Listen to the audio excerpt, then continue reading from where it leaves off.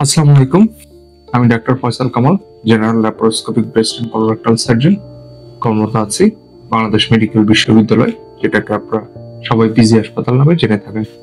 আজকে একটা গুরুত্বপূর্ণ রোগ সম্পর্কে সংক্ষেপে কিছু কথা বলবো। সেটি হচ্ছে পাকস্থলী ক্যান্সার বা স্টোমাক ক্যান্সার।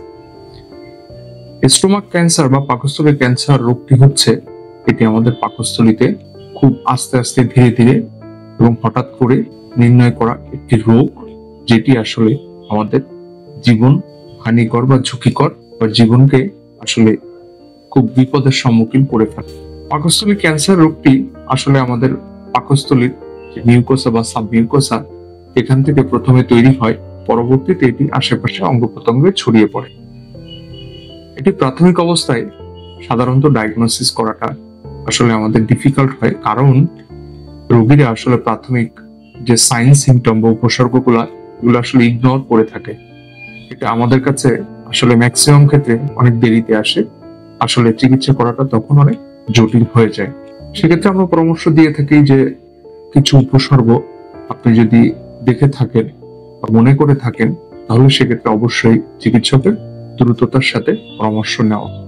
যেমন আপনার দেখা যায় হঠাৎ করে বদহজমের পরিমাণ বেড়ে গেছে, আপনার বয়সটা বেশি, 40-50-এর উপরে, যদি ডিসপেপসিয়া হয়, আপনার দেখা যায় হার্ট বার্ন হচ্ছে, বা দেখা যায় যে খাবার পরে বুকে জ্বালাপোড়া করছে, আপনার দীর্ঘদিন আলসারের সমস্যায় ভুগছেন বা পাকস্থলী আলসারের সমস্যায় ভুগছেন, সেক্ষেত্রে অবশ্যই সতর্কতার সাথে চিকিৎসকের পরামর্শ নিতে হবে। এছাড়া দেখা যায় আপনার পারিবারিক হিস্ট্রি আছে বা পারিবারিকভাবে আপনার এই ধরনের রোগের প্রবণতা আছে, সেক্ষেত্রে অবশ্যই আপনি একজন সাসপেক্টেড হয়ে থাকবেন। তাছাড়া দেখা যায় আপনার পাকস্থলীতে পূর্বে কোনো সার্জারি হয়েছে বা অন্য কোনো পাকস্থলী রোগে ভুগছেন, যেটি আসলে পাকস্থলী ক্যান্সার তৈরির ক্ষেত্রে একটা গুরুত্বপূর্ণ ভূমিকা পালন করে থাকে। এছাড়াও কিছু জেনেটিক বিষয় আছে, সেগুলো নিয়েও এটা আসলে পাকস্থলী ক্যান্সার তৈরিতে ভূমিকা পালন করে, যদিও সেটি আসলে এখন আমাদের অতটা জানাটা গুরুত্বপূর্ণ নয়। প্রাথমিকভাবে যেগুলো দরকার সেগুলো আমরা বললাম। আপনি হঠাৎ করে দেখবেন ওজন কমে যাচ্ছে, কিংবা আপনার খাওয়ায় অরুচি বেড়ে গেছে, বদহজম হচ্ছে, বমি বমি ভাব হচ্ছে, খাওয়ার পরে পেটটা ফুলে যাচ্ছে, এবং আপনি অনেকদিন যাবত আলসারের সমস্যায় ভুগছেন। এগুলো আসলে আপনার যদি থেকে থাকে, আপনি অবশ্যই দ্রুততার সাথে চিকিৎসকের পরামর্শ নিবেন। এটা তো গেল উপসর্গ। এখন আসা যাক, এই ধরনের যদি কোনো রোগ আমাদের হয়ে থাকে, তাহলে আমরা কি করব বা কি পরামর্শ নিব, কার কাছে যাব? আসলে যে কোনো ক্যান্সার চিকিৎসা একটি মাল্টি ডিসিপ্লিনারি টিম অ্যাপ্রোচ, মানে এটা আসলে কয়েকটা বিভাগের চিকিৎসকদের পরামর্শে আমরা এই চিকিৎসাটা সম্পন্ন করে থাকি। কিন্তু ডায়াগনোসিস এর পারপাজে আমরা নরমালি দেখা যায় যে ক্লিনিক্যাল সাইন সিমটমের পরে সবচেয়ে গুরুত্বপূর্ণ ভূমিকা যেটি পালন করে, সেটি হচ্ছে আমার এন্ডোস্কোপিক টেকনিক। এন্ডোস্কোপি করে আমরা দেখি পাকস্থলীর ভেতরে কোনো আলসার আছে কিনা বা কোনো টিউমার আছে কিনা, এবং সেখান থেকে আমরা প্রয়োজনীয় ভাবে বায়োপসি নিয়ে থাকি বা কোনো টিস্যু নিয়ে থাকি, যেটা আমরা পরবর্তীতে পরীক্ষার জন্য পাঠাই, এবং সেটার মাধ্যমে প্রমাণিত হয় যেটা কোনো খারাপ ধরনের টিউমার নাকি ছোট নর্মাল টিউমার বা কোনো নর্মাল আলসার। এটা আসলে আমরা এটা এন্ডোস্কোপির মাধ্যমে দেখতে পাই, এবং এটা আমরা পরীক্ষা নিরীক্ষা করে থাকি।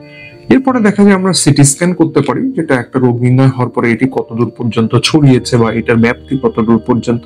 এছাড়া দেখা যায় আমরা পেট সিটি, এখন অত্যাধুনিক অনেক পরীক্ষা নিরীক্ষা এসেছে, যেগুলোর মাধ্যমে আমরা এর দ্রুত সহকারে দেখে থাকি যে এটি পাকস্থলী ক্যান্সারটি আসলে কতদূর পর্যন্ত এর বিস্তার লাভ করেছে। সে অনুযায়ী আসলে আমাদের পরবর্তী চিকিৎসা পদ্ধতি নির্ভর করে থাকে। এখন আসা যে অনেকে আছেন যে ক্যান্সার নির্ণয় হয়েছে, এখন আসলে চিকিৎসা পদ্ধতিটি কেমন? আসলে পাকস্থলী ক্যান্সারের চিকিৎসায় অনেকগুলো চিকিৎসা পদ্ধতি আছে, যেগুলো আসলে আমরা অ্যাপ্লিকেশন করে থাকি। সেক্ষেত্রে আমরা প্রথমে এমডিটি মাল্টিডিসিপ্লিনারি টিম অ্যাপ্রোচ এর মাধ্যমে চিকিৎসা প্রক্রিয়াটা এগিয়ে নিই। যেমন সার্জন, প্যাথোলজিস্ট, অনকোলজিস্ট, দেন হচ্ছে সার্জিক্যাল গ্যাস্ট্রোন্টোলজিস্ট অথবা সার্জিক্যাল অনকোলজিস্ট। এনাদের ক্ষেত্রে আমরা সবাই একটা টিম মিলে আমরা একটা ডিসিশন নিই যে চিকিৎসা পদ্ধতিটি এখন কেমন হবে। প্রাথমিকভাবে যেটা হয় যে আমরা এটা এন্ডোস্কোপিক্যালি যদি চিকিৎসা করা সম্ভব হয়, সেটা করে ফেলি, যেটা পিএমআর বা ইএসডি বলে, মিউকোসাল বা সাবমিউকোসাল ডিসেকশন যেটা আমরা করে থাকি। সেটা প্রাথমিক খুব ইনিশিয়াল স্টেজে যদি ধরা পড়ে থাকে তাহলে এটা করা যায়।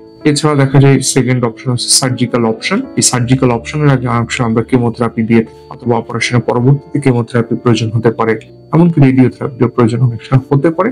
তবে পাকস্থলী ক্যান্সারের ক্ষেত্রে যেটা হয় যে কেমোথেরাপি খুব গুরুত্বপূর্ণ ভূমিকা পালন করে এবং এটা অনেকটা বেশ কেমো সেন্সিটিভ হওয়ার কারণে দেখা যায় অপারেশনের আগে আমরা যদি কেমোথেরাপি দিই অনেক সময় টিউমারটা অনেক ছোট হয়ে যায় এবং আমাদের অপারেশন করাটা খুব ইজি এবং রোগীর জন্য খুব সুবিধাজনক পর্যায়ে চলে যায় অপারেশনটা, এবং সেক্ষেত্রে লংজিভিটি বা লাইফ এক্সপেক্টেন্সি অনেক বেড়ে যায়। এবং অপারেশনের পরবর্তীতেও আমরা কেমোথেরাপি দিয়ে থাকি, যেটাকে অ্যাডজুভেন্ট কেমোথেরাপি বলি, যদিও এগুলো আসলে অনকোলজিস্টরা নির্ধারণ করেন যেটা আসলে তারা কিভাবে কোন টাইপের কেমোথেরাপি দিবেন। কিছু ক্ষেত্রে যেসব ক্ষেত্রে দেখা যায় ক্যান্সার রোগটা আসলে ছড়িয়ে পড়েছে আসলে অ্যাডভান্স স্টেজে আমাদের কাছে আসে, আনফরচুনেটলি আসলে আমাদের তখন খুব বেশি কিছু করার থাকে না। তখন দেখা যায় যে আমাদের প্যালিয়েটিভ কিছু চিকিৎসা প্রদান করা হয়ে থাকে।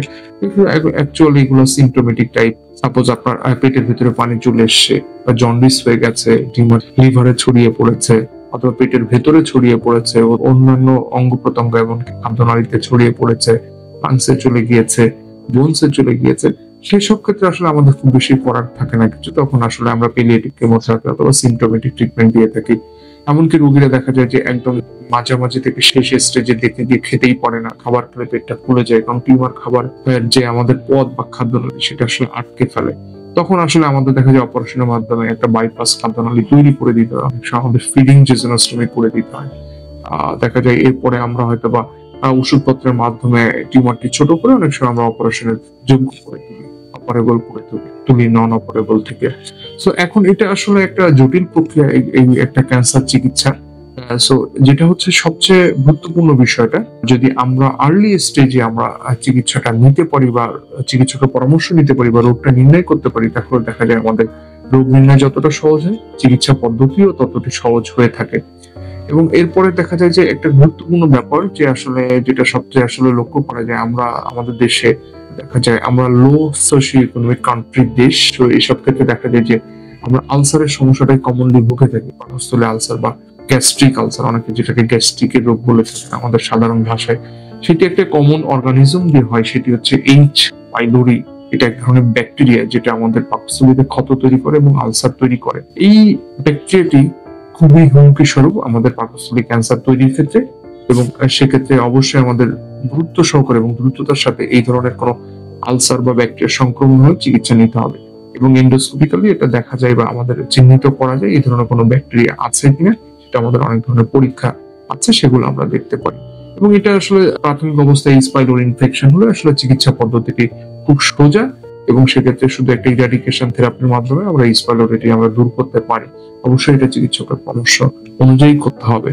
সো এটা এখন একটা ক্যান্সার যেহেতু হয়েছে তখন চিকিৎসা পদ্ধতি কেমন হবে সেটা আমরা আলোচনা করলাম, কিন্তু এখন আমরা আসলে এসব ক্যান্সার থেকে দূরে থাকার জন্য কি করতে পারি সেটা আসলে সবচেয়ে গুরুত্বপূর্ণ একটা বিষয়। প্রথমত হচ্ছে আমরা যে আসলে বর্তমানে রিচ ফুড গুলো খাচ্ছি, যেটার ভিতরে সবচেয়ে স্মোক ফিশ, গ্রিল, স্টেক, পোড়ানো খাবার, পোড়ানো মাংস, এগুলো আসলে অ্যাভয়েড সম্পূর্ণরূপে করতে হবে।